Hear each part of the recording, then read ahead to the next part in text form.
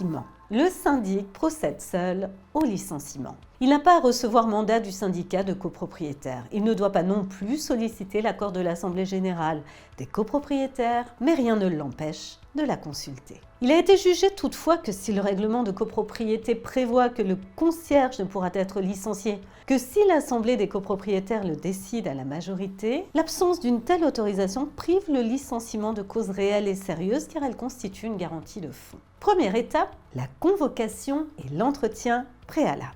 Le syndic doit respecter les règles de procédure prévues par le Code du travail. Il doit convoquer le salarié à un entretien préalable par lettre recommandée ou remise en main propre contre des charges, en lui indiquant l'objet de l'entretien, c'est-à-dire qu'un licenciement est envisagé, la date et l'heure de cet entretien qui doit avoir lieu au minimum 5 jours ouvrables après la présentation de la convocation au salarié. Dans les procédures de licenciement pour faute, la convocation ne peut pas être envoyée plus de 2 mois après que l'employeur a eu connaissance du fait en cause, et le lieu de l'entretien. La lettre de convocation doit aussi évoquer la faculté qu'a le salarié de se faire assister par une personne de son choix appartenant au personnel de la copropriété ou, en l'absence de représentants du personnel, par un conseiller de son choix inscrit sur la liste départementale, ainsi que l'adresse des services où cette liste est tenue à disposition des salariés. Au cours de l'entretien, le syndic doit indiquer au salarié le ou les motifs de la décision envisagée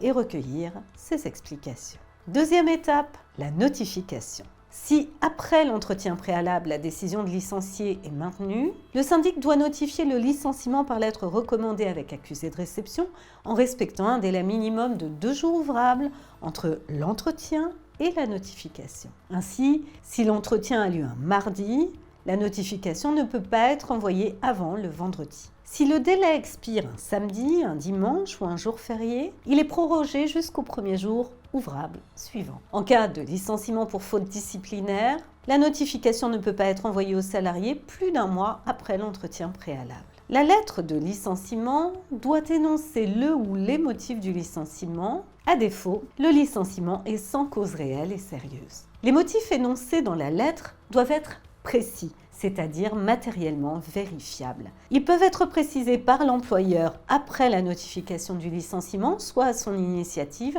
soit à la demande du salarié.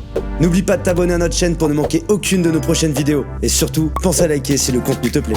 Les dispositions légales relatives au licenciement pour motif économique ne sont pas applicables aux gardiens, concierges et employés d'immeubles à usage d'habitation. Un syndicat de copropriétaires ne constituant pas une entreprise au sens de l'article L 1233-1 du Code du travail. Ce qui implique notamment que l'employeur n'a pas l'obligation de rechercher un reclassement pour le salarié licencié pour cause de suppression de son poste. Pour autant, des raisons d'ordre économique peuvent justifier la suppression du poste de gardien et donc son licenciement. À condition que le motif soit réel et sérieux, un syndicat de copropriétaires ne peut procéder à un licenciement pour motif économique d'un employé d'immeuble avec pour seul motif la réalisation d'une économie substantielle, par exemple. Par ailleurs, en cas de cession de l'immeuble, le contrat de travail du salarié n'est pas transféré de plein droit à l'acquéreur. À noter que l'employeur peut utiliser un modèle type de lettre, modèle qui varie en fonction de la nature du licenciement, selon que ce soit pour inaptitude,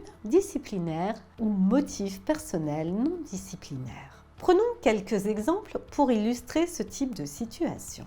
Constitue un motif de licenciement d'un gardien le non-respect des heures d'ouverture de la loge prévues au contrat de travail, le travail par exemple dans le restaurant d'un ami pendant les heures de service, le manque d'entretien de la copropriété ou le refus de remettre les clés de la copropriété à son remplaçant. Tous ces faits sont constitutifs d'une faute grave.